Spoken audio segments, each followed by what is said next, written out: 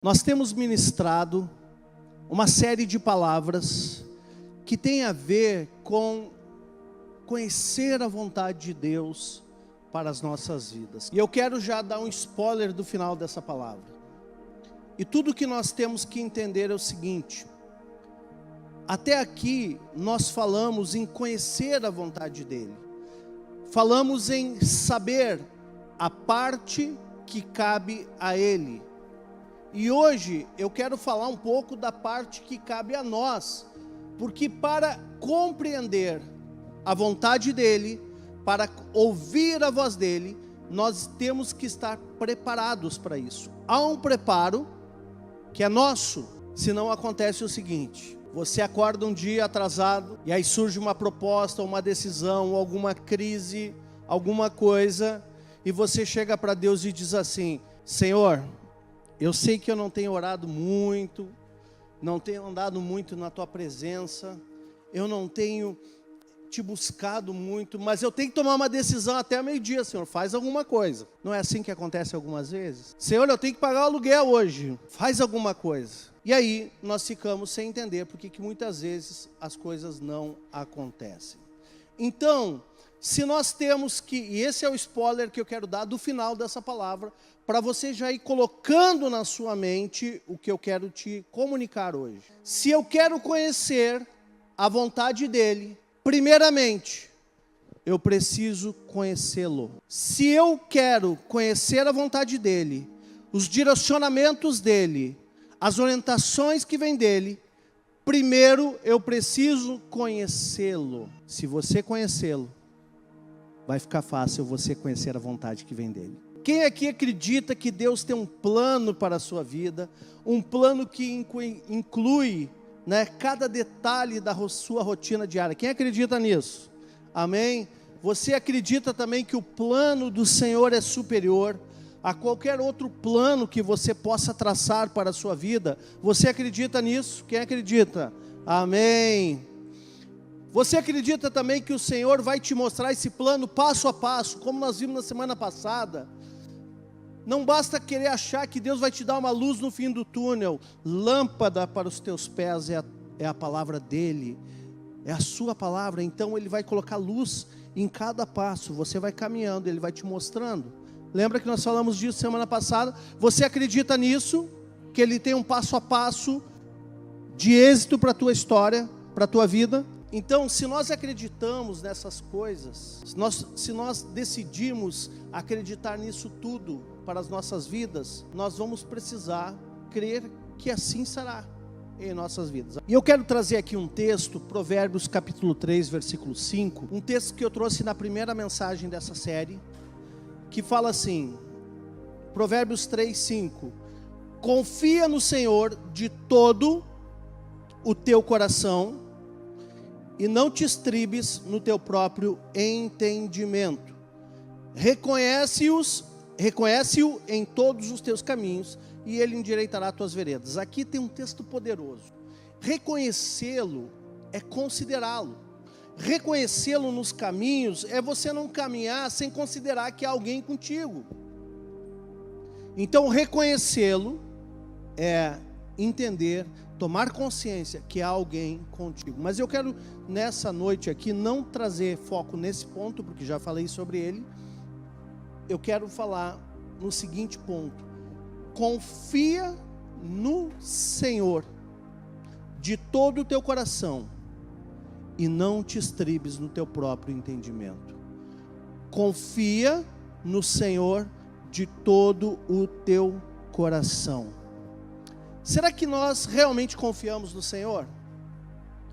Porque preste atenção, para eu confiar no Senhor, ou eu colocar o meu futuro nas mãos do Senhor, será que eu faria isso sem conhecê-lo? Será que eu confiaria o meu futuro nas mãos de quem eu não conheço? Você confiaria? Você deixaria alguém entrar na sua casa, dormir na sua cama, visitar a sua cozinha que você não conhecesse? Simplesmente alguém bateu na porta da tua casa, entra e pode fazer o que quiser. Você faria isso? Não, ninguém faria. Então, confiança exige conhecimento. Por que muitos não conseguem confiar no Senhor? Porque não o conhecem. Você só confia em quem você conhece. Então a confiança, a fé, são elementos essenciais da nossa prática cristã. Sem elas, não pode haver orientação. Nós não conseguimos ter uma orientação da parte de Deus se não houver confiança. E confiar não é responsabilidade dele, é responsabilidade nossa. Então, se confiar é minha responsabilidade, conhecê-lo também é minha responsabilidade.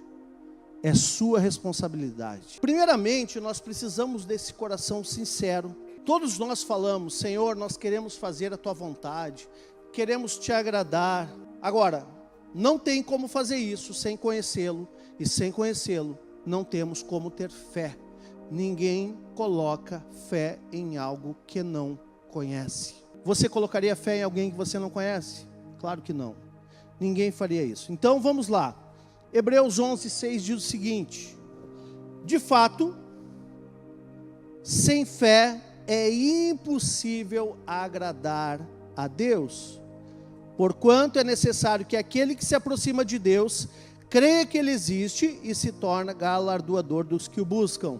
Então, sem fé, se nós não agirmos por fé, nós não conseguimos agradar a Deus.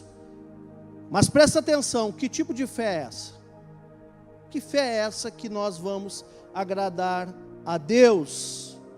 Então, algumas pessoas, elas parecem pensar que ter fé é simplesmente acreditar naquilo que não se conhece.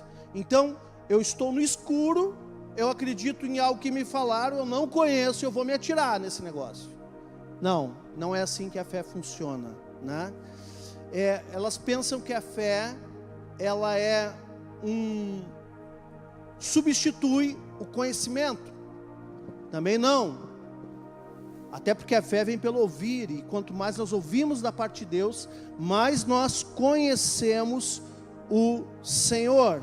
Então algumas pessoas falam assim, se você realmente não puder saber qual é a vontade de Deus, dê um pulo no escuro e acredite de todo modo. Quem já ouviu isso? Fé é se atirar no sobrenatural. Quem já ouviu isso? Parece tão espiritual, mas é tão equivocado o quanto parece espiritual. Eu não me atiro no sobrenatural, eu me movo pelo sobrenatural, pela fé. Porque se alguém se atira, é porque não faz parte. Agora, se eu estou vivendo pela fé, eu me movo no sobrenatural, porque estou compreendendo onde estou transitando, porque é um caminho conhecido. A verdadeira fé se alicerça no conhecimento. Conhecimento do quê? De Deus e da sua vontade. Por isso, tem gente que pela fé diz assim: pastor, eu vou lá comprar aquele carrão lá que custa 1 milhão pela fé. Eu vou lá e vou assumir prestações eternas pela fé. A não ser que Deus te mande a fazer isso, não faça, porque isso não é fé. Isso é tolice. Fé é quando Deus te fala assim, pega o teu carro, vende e abençoa aquele irmão. Aí é fé. Aí é fé. Sabe por quê? Porque alguém só faz uma coisa dessas quando ouve a voz de Deus. Ou alguém sai distribuindo, feito louco. Não. É interessante que se Deus te falar assim: filho, abençoa aquele irmão, semeia o teu carro na vida dele, você vai dizer para Deus assim: vamos orar mais um pouco, porque esse deve ser o diabo. Mas se o diabo falar no teu ouvido, vai lá e compra aquele carrão de 1 milhão, na hora, você não precisa nem orar mais, vamos lá então. Fé está ligado com obediência, e a gente só obedece aquilo que a gente conheceu primeiro. Fé não é um impulso, um ímpeto, onde você por um impulso faz algo que não faria. Não, fé não tem nada a ver com isso. A fé não é no escuro, ela não é se lançar numa coisa que você não conhece. Fé não tem nada a ver com isso. Isso é ingenuidade, é imaturidade espiritual. A fé está ligada no conhecer das coisas que se esperam. Então eu tenho uma certeza, uma convicção daquilo que eu espero, uma certeza daquilo que eu não vejo. Por quê? Porque já me foi revelado espiritualmente. E aí essa certeza, ela se materializa. Então, até que ponto nós conhecemos o Senhor? Até que ponto, faça essa pergunta para você mesmo. Até que ponto eu conheço o Senhor? Será que eu conheço o Senhor a ponto de confiar o meu futuro nas mãos dele? Será que eu conheço o Senhor a ponto de obedecer pela fé, mesmo que tudo me diga o contrário? Mesmo que a circunstância seja completamente desfavorável? Será que eu conheço o Senhor a ponto de me jogar no sobrenatural, ou de me mover no sobrenatural, debaixo de um comando dele? Será que eu me movo dessa forma? Ou a minha fé, ela vem de momentos de adrenalina, de impulso? Quer ver uma coisa? A primeira referência de dízimo na Bíblia foi Abraão, que dizimou a Melquisedeque, ou Melquisedeque. Nós falamos semana passada sobre ele, que era uma função, um homem que carregava a lei oral e transmitia de geração em geração. Então era uma função, não era uma pessoa específica. Quando você vai separar o seu dízimo, gera adrenalina, vê um impulso assim, hoje eu vou... Não vem isso. Mas você, quando obedece, obedece por fé. Amém? Abraão, que foi o pai da fé, quando ele foi sacrificar o seu filho, ele foi no impulso emocionado, vou sacrificar meu filho? Não. Está muito mais ligado à obediência, a um comando específico da parte de Deus, do que um impulso interior de fazer algo que você não faria. Até que ponto nós conhecemos o Senhor? Se nós queremos conhecer a vontade dEle e confiar nele, primeiro precisamos conhecê-lo, porque não terá como confiar nele se nós não conhecermos. E tem muitos crentes que vivem uma vida rasa espiritual, falam de Deus, mas não conhecem Deus. Como Jó. Antes eu te conhecia de palavras, de ouvir falar, mas agora eu te conheço por andar contigo. Então isso muda tudo. Vamos lá. Existe um sentido que todo cristão conhece o Senhor, está lá em João 17, versículo 3, quem puder abrir lá. João 17 diz assim: e a vida eterna é essa, que te conheçam a ti, o único Deus verdadeiro, e a Jesus Cristo, a quem enviaste. Então, aí chega para uma pessoa, tu conhece o Senhor? Sim, claro, já conheci o Senhor, eu recebi Jesus na minha vida, eu aceitei Jesus. Como se Jesus precisasse que alguém aceitasse Ele, né? Bom, mas é melhor que Ele nos aceite, né? Mas eu confessei Ele como Senhor e Salvador da minha vida, eu já recebi Jesus na minha vida, eu já conheço o Senhor. Tem muita gente que acha que isso é o nível final. Não, esse é o nível primário.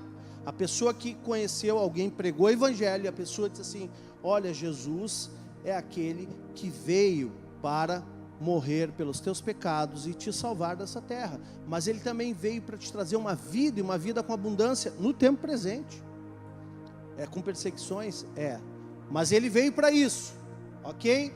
Então, esse nível é o nível inicial de alguém que está conhecendo o Senhor, mas está conhecendo no nível de salvação, no nível de receber Jesus como Salvador. Agora, quando você cresce espiritualmente, há um outro nível. Tem gente que conhece o Senhor eventualmente, ou quase nunca, porque não desenvolveu relacionamento com o Senhor.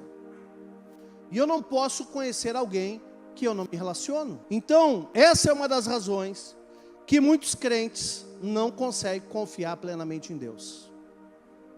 E quando nós não confiamos em Deus, nós negociamos valores e princípios, porque achamos que no fundo vamos ficar na mão. Muitas pessoas hesitam em colocar o futuro nas mãos de Deus, justamente por isso, porque tem uma impressão, uma leitura rasa do que o Senhor é. Eu quero trazer aqui um exemplo bíblico de homens que conheciam o Senhor e de homens que não conheciam o Senhor. Vamos ler o relatório dos espias que está em Números 13, 25. Ao cabo de 40 dias, quantos dias?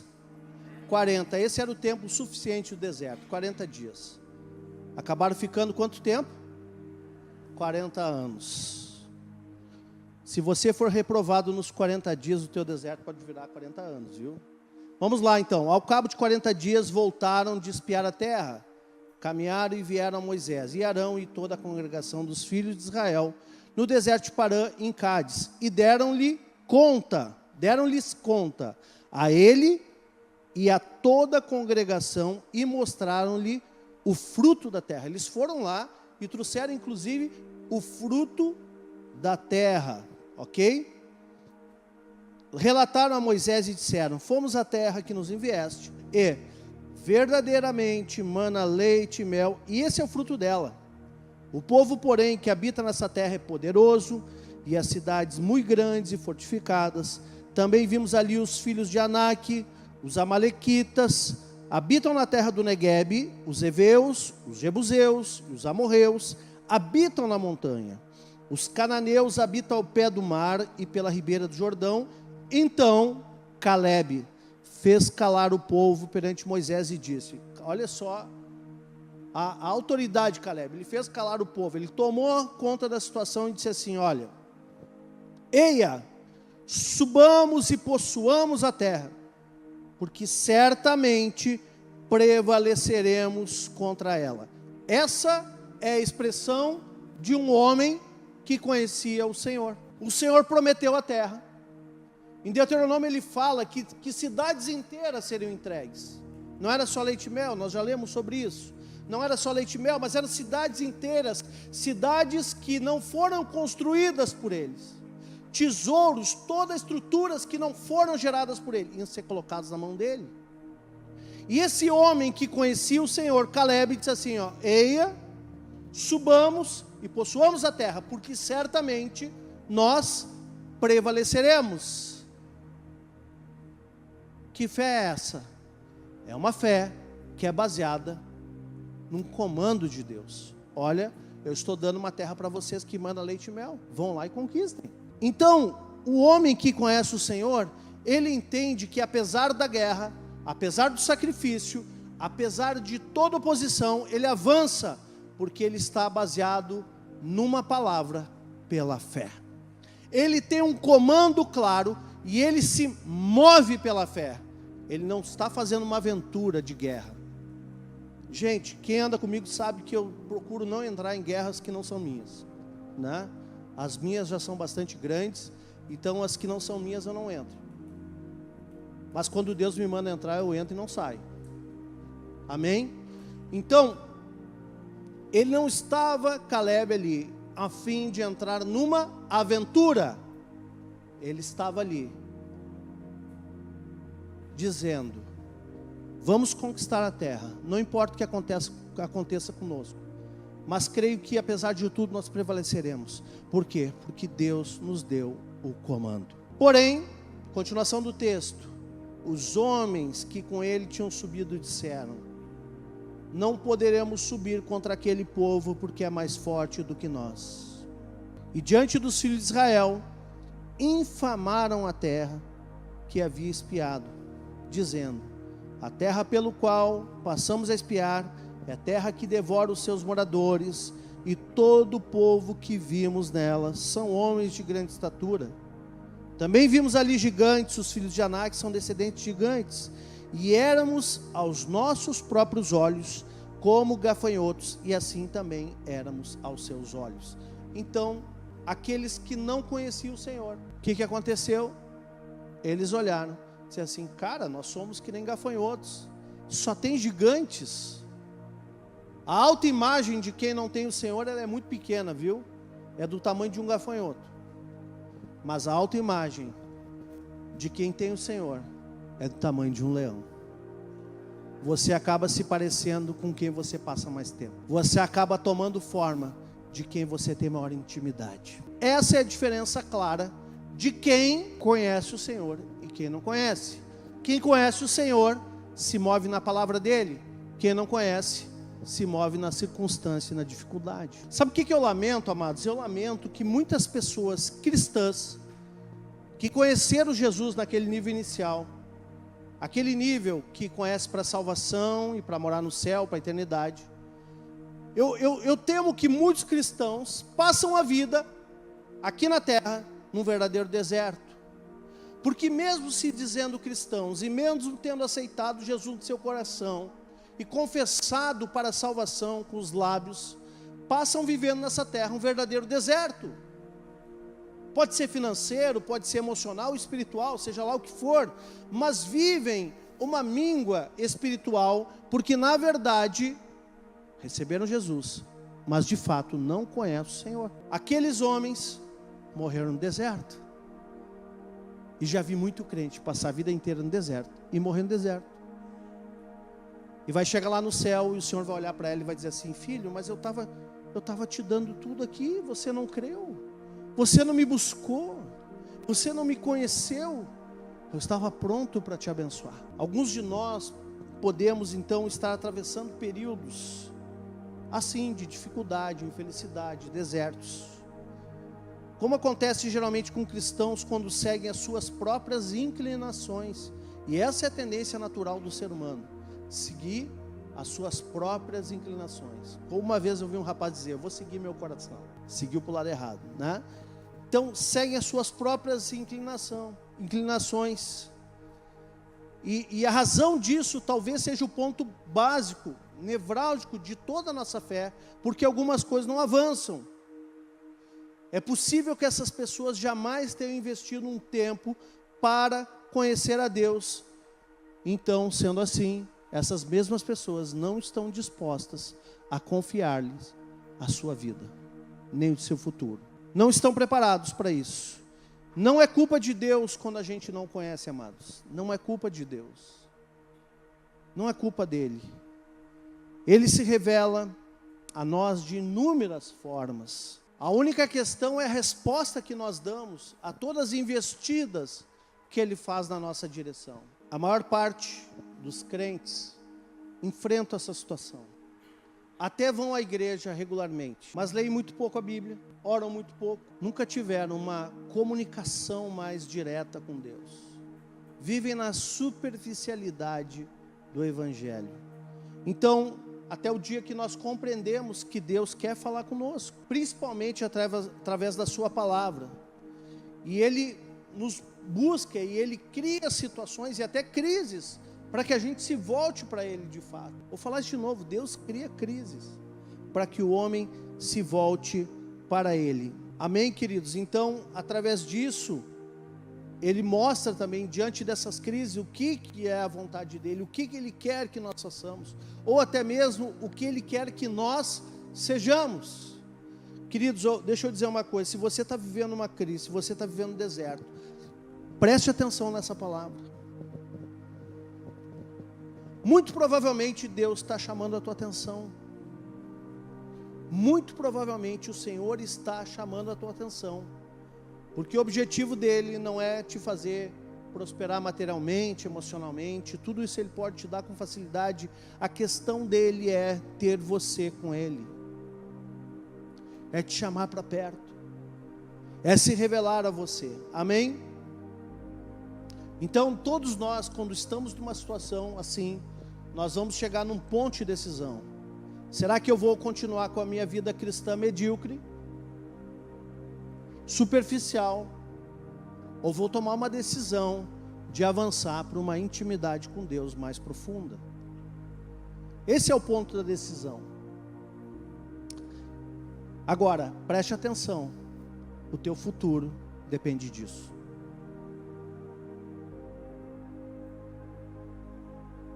Você entendeu isso? Olha para o teu irmão e fala aí: o teu futuro depende disso. Ou você segue as suas inclinações, ou você para desenvolver isso na presença dEle.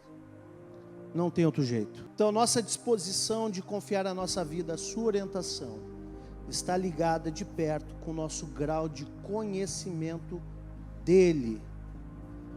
Deus muitas vezes, Ele nos coloca contra a parede para poder revelar-se a nós. Deus já te colocou contra a parede? Eu já, várias vezes. Mais alguém aí? Eu já fui colocado várias vezes contra a parede. Agora, ou eu vou ficar choramingando, ou vou estar a entender o que está acontecendo. Ou vou ficar lambendo ferida, ou vou tomar uma decisão, uma posição. Amém? E é isso que Ele espera de nós. Tem uma passagem bíblica que mostra exatamente isso. Deus colocando o povo dele contra a parede, agora na saída do Egito. Pega lá Êxodo, capítulo 14, versículo 5. Sendo, pois, anunciado ao rei do Egito que o povo fugia, ou seja, o povo estava saindo do deserto, com o consentimento do faraó, né? Mudou-se o coração de Faraó e dos seus oficiais contra o povo e disseram: que é isto que fizemos, permitindo que Israel nos deixasse de servir? E aprontou o Faraó o seu carro, e tomou consigo o seu povo, os egípcios, e tomou também 600 carros escolhidos e todos os carros do Egito, com capitães sobre todos eles. Porque o Senhor endureceu o coração de Faraó, rei do Egito, para que perseguisse os filhos de Israel. Porém os filhos de Israel saíram afoitamente. Só um parênteses aqui, nós vamos continuar lendo. O próprio Deus endureceu o coração do faraó. O próprio Deus criou essa situação. Para quê? Ele precisava mostrar-se a eles. Ele precisava revelar-se ao povo dele. Era um povo que ficou 430 anos cativo. E eles estavam acostumados àquela vida de escravo. E Deus agora, o Deus de Israel, queria revelar-se a ele. Então perseguiram-nos os egípcios, todos os seus cavalos, e os carros de Faraó, e os seus cavalarianos, e o seu exército, e os alcançaram acampados junto ao mar, perto de Pi-Airote, defronte de Baal-Zefon. E chegando o Faraó dos filhos de Israel, levantaram os olhos, e eis que os egípcios vinham atrás deles, e temeram muito. Então os filhos de Israel clamaram ao Senhor. Olha aqui o que aconteceu. Eles temeram muito. Qual foi a atitude deles? Vamos clamar ao Senhor. Agora, se tivesse sombra e água fresca, talvez eles não estivessem clamando ao Senhor. E aqui então, e clamaram ao Senhor, e disseram a Moisés: será por não haver sepulcros no Egito que nos tiraste lá, para que morramos desse deserto? Porque nos trataste assim, fazendo-nos sair do Egito? Não é isso o que te dissemos no Egito: deixa-nos para que sirvamos aos egípcios? Pois melhor nos fora servir aos egípcios do que morrermos no deserto. Moisés, porém, respondeu ao povo: não temais, aquietai-vos e vede o livramento do Senhor, que hoje vos fará, porque os egípcios que hoje vedes, nunca mais os tornareis a ver. Agora olha o final: o Senhor pelejará por vós, e vós vos calareis. Vou repetir: o Senhor pelejará por vós, e vocês vão calar a boca. Deixa eu te dizer algo. Aqui Deus já estava ensinando que só fica no deserto murmurador e rebelde. Eu te digo mais nessa noite: o tamanho do teu deserto é o tamanho da tua boca. E aqui Deus já estava dizendo para eles: olha, fecha essa matraca, meu filho. Vocês estão murmurando. Vocês estão dizendo: ai, que saudade do Egito.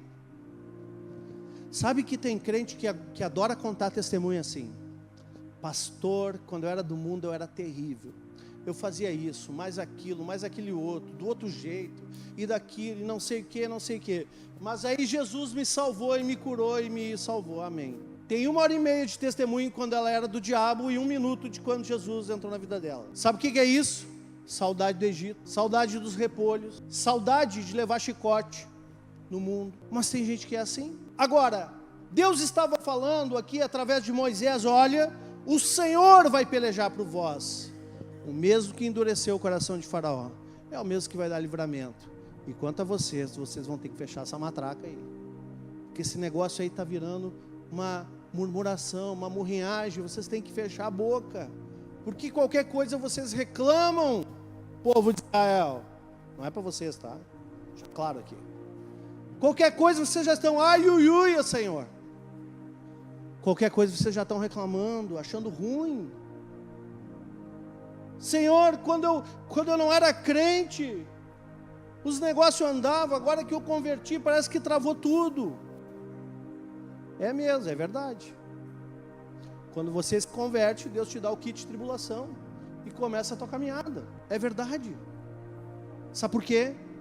Que agora que você entrou no primeiro nível, quer conhecer para a salvação, Ele quer te levar para a intimidade. Então, se você já aceitou Jesus, recebeu Jesus na sua vida, agora recebe o kit de tribulação, o kit deserto, porque depois da libertação do Egito, depois que você foi liberto do mundo, a próxima etapa é o deserto. Para quê? Para entender quem é o Senhor.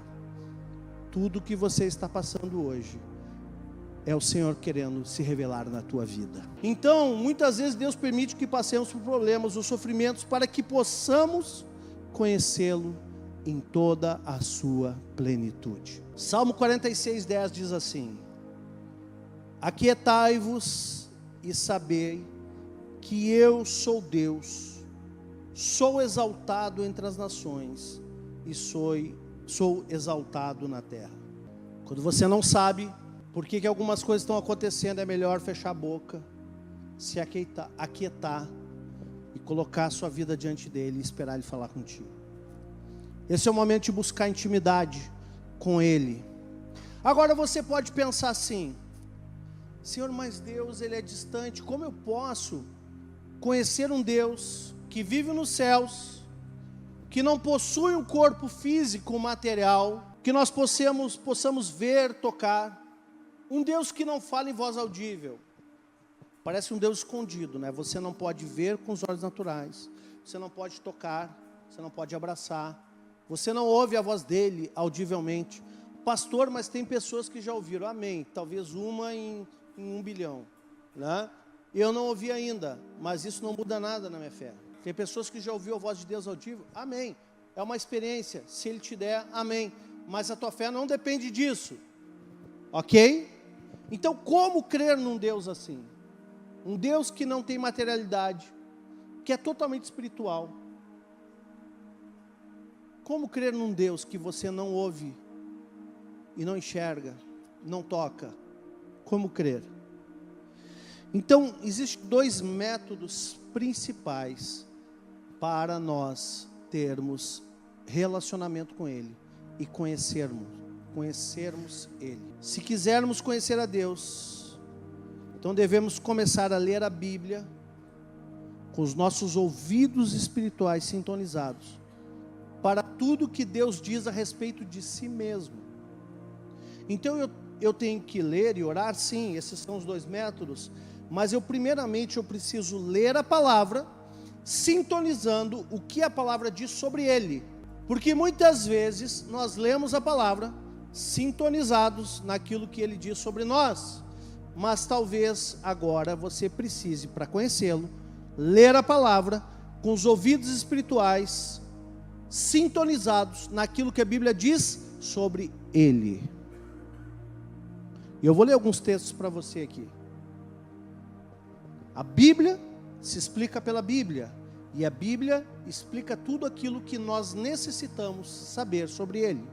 Pastor, a Bíblia tem tudo que a história diz? Não, tem outros livros, tem outros relatos, tem outras fontes, mas aquilo que é sagrado está ali.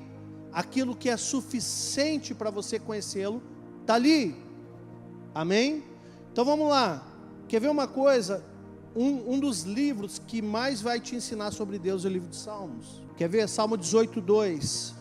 O Senhor é a minha rocha, a minha cidadela, o meu libertador, o meu Deus, o meu rochedo em quem me refugio, o meu escudo, a força da minha salvação, o meu baluarte. Uau! Deus é tudo isso na minha vida? É, e na tua?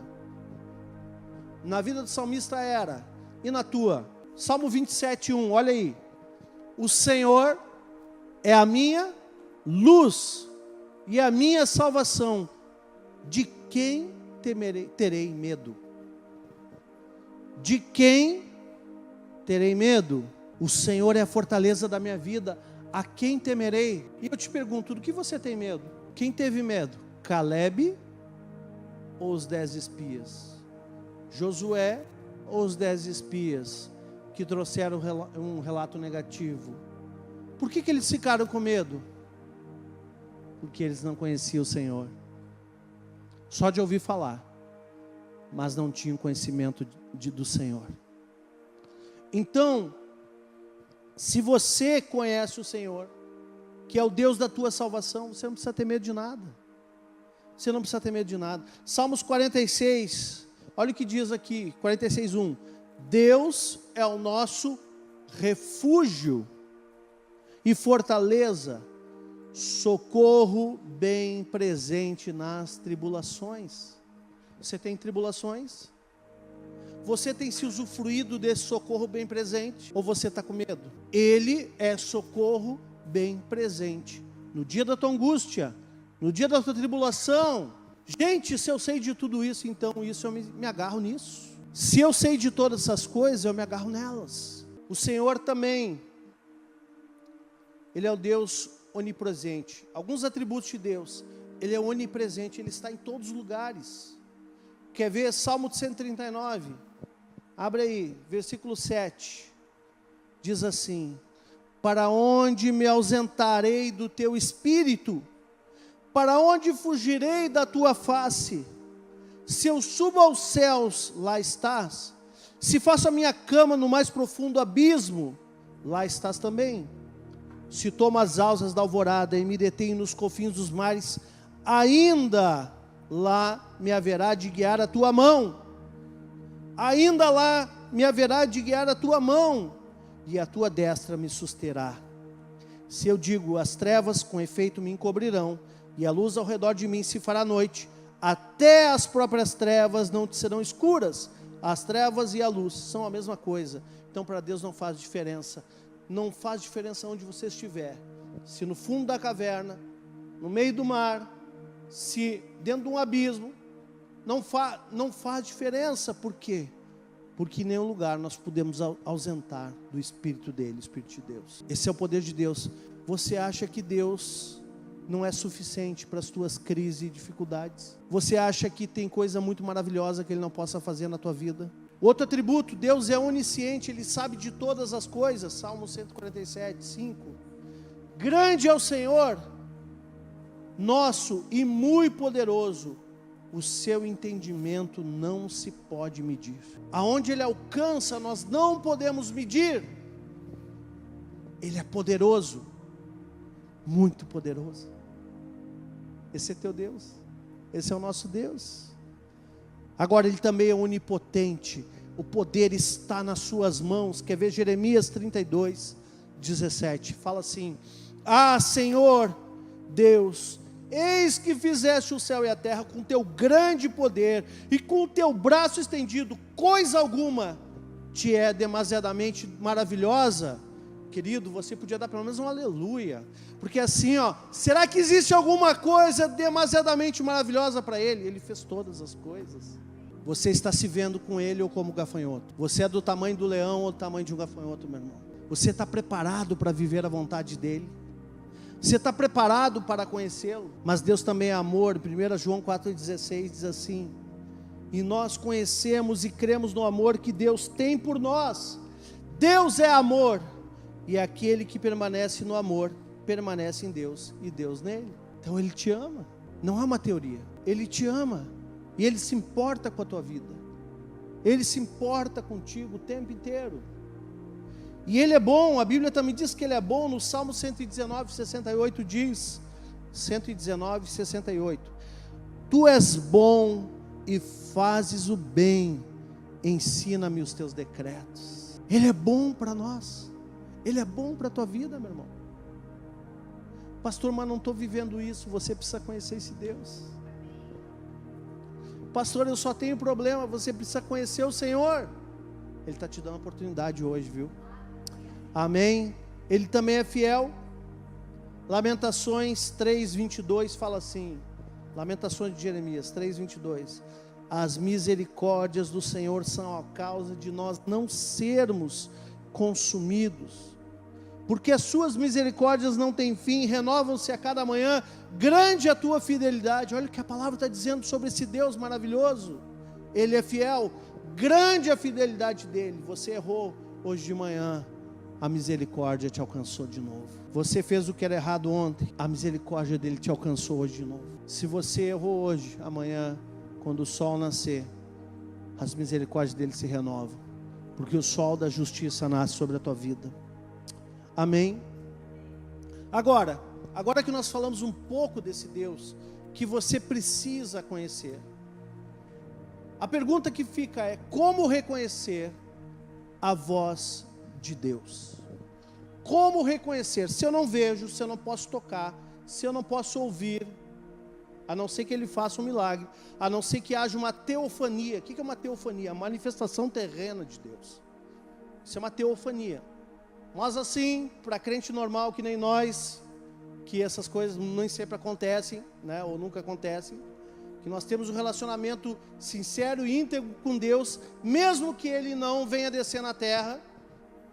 Como reconhecer a voz de Deus? Só um meio: mediante a familiaridade alcançada através da exposição e experiência repetida. Uma criança, ela reconhece a voz dos pais, porque ela ouve todos os dias.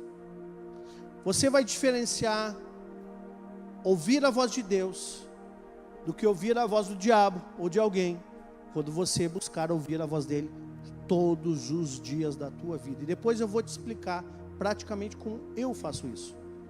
Amém? Você quer saber? Eu vou te falar como eu faço. Eu confesso para vocês que as minhas pregações, eu procuro não trazer as minhas experiências pessoais. Mas desde o ano novo eu comecei a trazer alguma coisa e o pessoal disse assim: bah, pastor, o senhor tem que contar essas coisas. Então tá, vou começar a contar, porque eu não quero basear a minha mensagem na minha experiência, eu quero basear na palavra. Mas eu acho que é importante, talvez, eu contar que aqui vocês estão enxergando um ser humano que erra de carne e osso, contando o que Deus faz e como eu faço também. Então vamos lá, nós vamos reconhecer pela exposição, quanto mais expostos à voz de Deus. Uma vez eu perguntei para um amigo meu que fala inglês: como é que eu faço para aprender a falar inglês mais rápido? Todo mundo quer ser rápido, quer fazer as coisas rápido, né?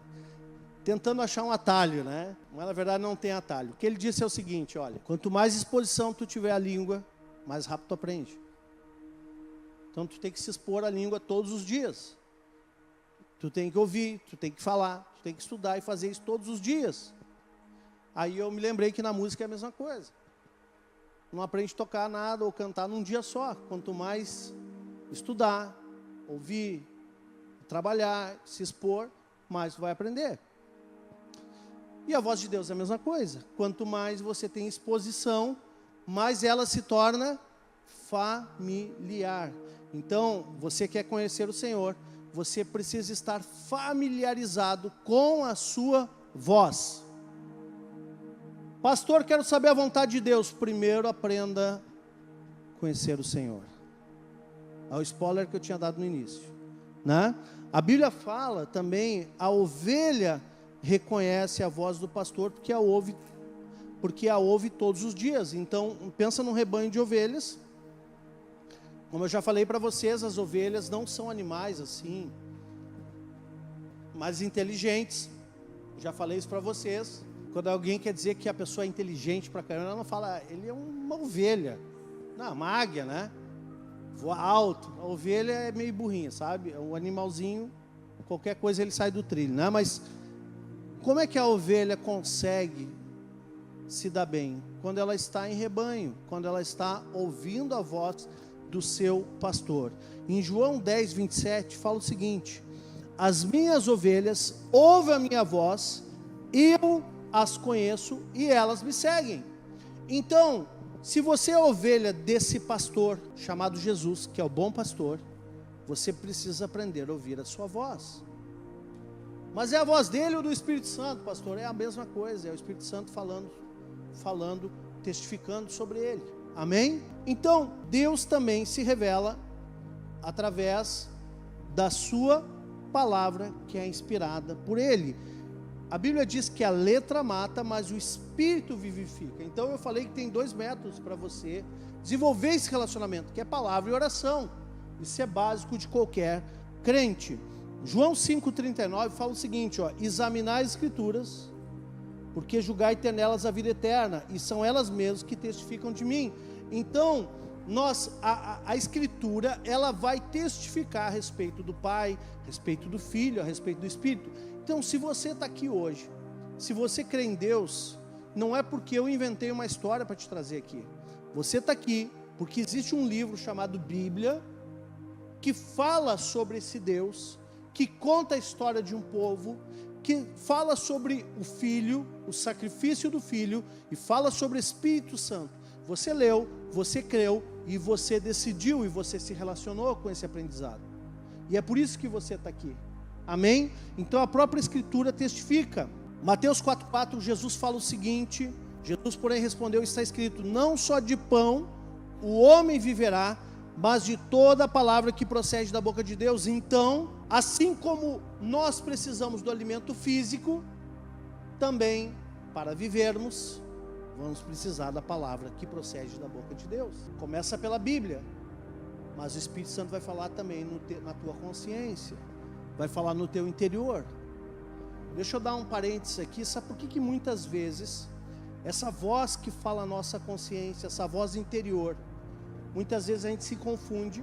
É porque quando o Espírito Santo fala conosco, a voz que nós ouvimos é a nossa própria voz.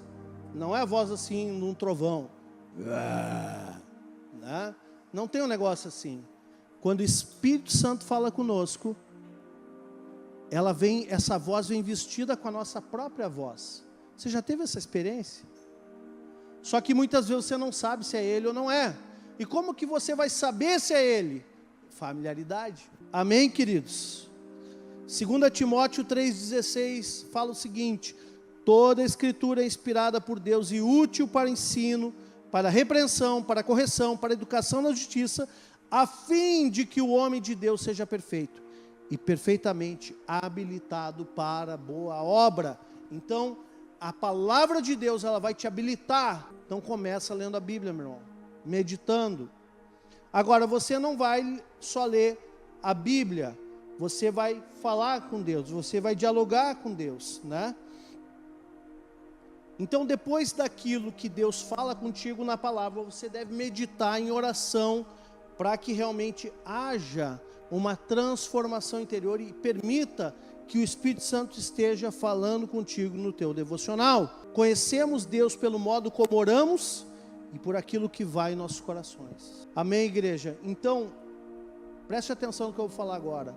Alguns cristãos passam muito pouco tempo na presença de Deus, mas certamente correm para Ele pedindo orientação quando surge uma crise.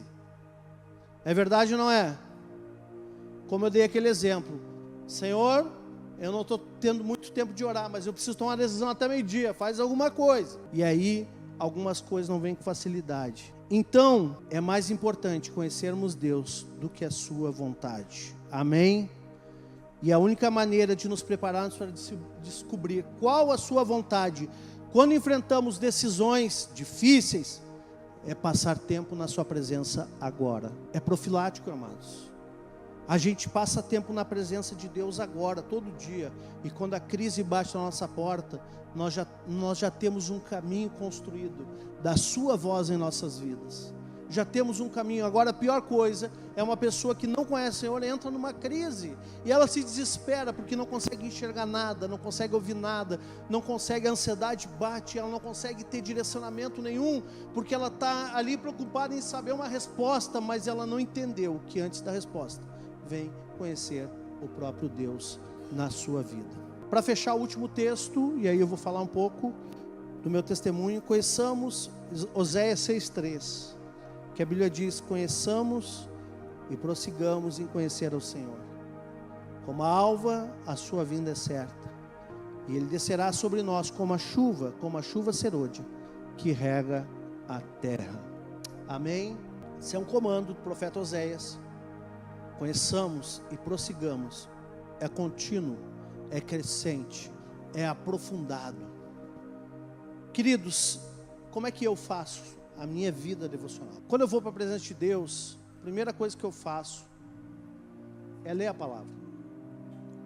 Eu procuro ler sequencialmente os livros da Bíblia. Todo dia eu leio pelo menos um capítulo. Eu não leio muito, eu leio um porque não é maratona bíblica. Eu quero ler para degustar. Só que eu leio meditando, tentando entender. Não é a quantidade de texto que você lê, mas é o quanto você consegue garimpar naquele texto aquilo que ele quer revelar. Amém? Então eu leio, depois eu medito, eu tento orar, ver o que o Senhor quer falar comigo sobre aquilo. Eu gasto um tempo nisso. E aí, dentre outras coisas, eu tenho uma lista de oração. Quando eu vou orar minha lista de oração, porque se eu já entendi o que Deus quer falar comigo, eu também quero ouvir Deus acerca das coisas que eu estou orando. Então eu tenho uma lista de oração, mas eu nunca vou para meu local de oração sem ou algum dispositivo para anotar, ou algum papel e caneta para anotar. Porque a minha oração, ela não é uma oração de uma via só. Ela não é uma única. Eu não entro na presença de Deus, ligo a metralhadora e Deus fica do outro lado lá tomando tiro. Não, não é assim. Eu oro sobre um assunto e procuro perguntar: Senhor, e agora sobre isso aqui?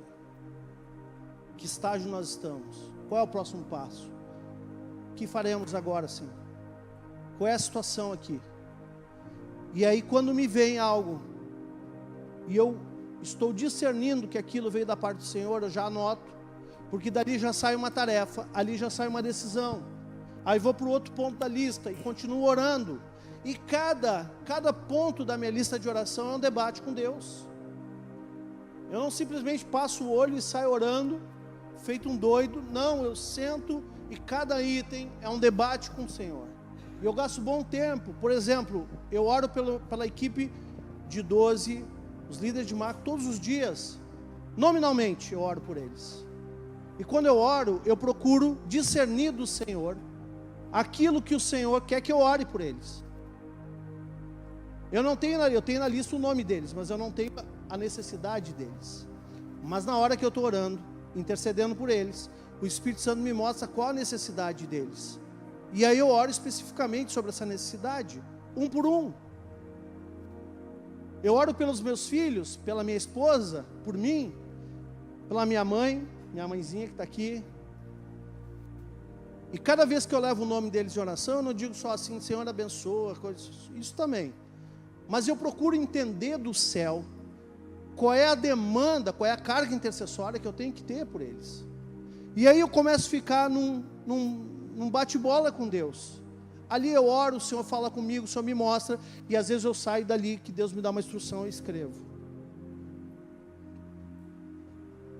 Eu vou te dizer, se você começar a orar assim, dessa forma, sair daquela oração chama gato, sabe? Ou aquela oração apressada no carro: o Senhor sabe que eu não tenho tempo para orar, mas aqui no carro eu vou orando.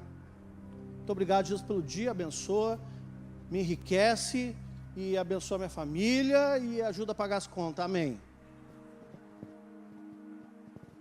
Sabe o que é isso? Você não tem tempo para Deus. Ficar na presença dEle é você caminhar com Ele e procurar ouvir o que Ele tem a dizer sobre cada ponto da tua vida. Então, cada área que eu estou orando ali na minha lista, eu tenho uma lista enorme. E aí eu vou orando e vou falando com o Senhor, eu vou conversando com Ele sobre aqueles assuntos. E Ele vai me orientando. Tem vezes que Ele diz: espera, não faz nada. Tem vezes que a nuvem para num ponto. Tem vezes que a nuvem avança. E quando ela avança, ela sempre vem com uma instrução. E é nesses momentos que você vai tirando pequenos passos, pequenas ações e movimentos no teu dia, para você poder estar avançando os projetos da tua vida. Agora, quando a gente vai pelas nossas inclinações, pelos nossos impulsos, isso não tem a ver com fé, gente, isso tem a ver com humanidade. Agora, se você para ouvir o Senhor, e vai colocando em prática aquilo que Ele vai te mostrando, você vai ver que a tua vida vai andar numa outra velocidade. Não significa que você vai bombar em tudo da noite para o dia. Não, não é isso. Mas você vai conhecendo nos mínimos detalhes a vontade dEle. Você disse, eu te perguntei, você acredita que Deus tem um projeto, uma rotina que vem dEle para a tua vida? Algo que realmente vai fazer diferença? Pois é. Construa com Ele. O Senhor quer que você construa, caminhe com Ele. Porque aí, todas as tuas demandas são grandes oportunidades de você conhecer o Senhor todos os dias. Amém? Vou repetir. Todas as tuas demandas serão grandes oportunidades de você conhecer o Senhor todos os dias. Se eu pudesse te dar um conselho, não fica mais nenhum dia longe da presença. Tira um tempo de verdade. Leia a palavra de verdade. Não passe os olhos. Ore de verdade. Não faça uma oração para que tudo dê certo com velocidade, com rapidez. Procure ouvir o comando que vem dele. E ele vai falar. Ele vai falar. Ele vai te mostrar na palavra e vai te testificar no teu coração. Vão começar a surgir na tua mente ideias que você não tinha. Essa é a voz dele te comunicando. Vão começar a surgir na tua vida palavras que você não tinha. É Deus falando contigo. Nós começamos a crescer quando nós entendemos que nós não devemos buscar que Deus faça algo por nós, mas a gente busca conhecê-lo para fazer junto com Ele. Amém?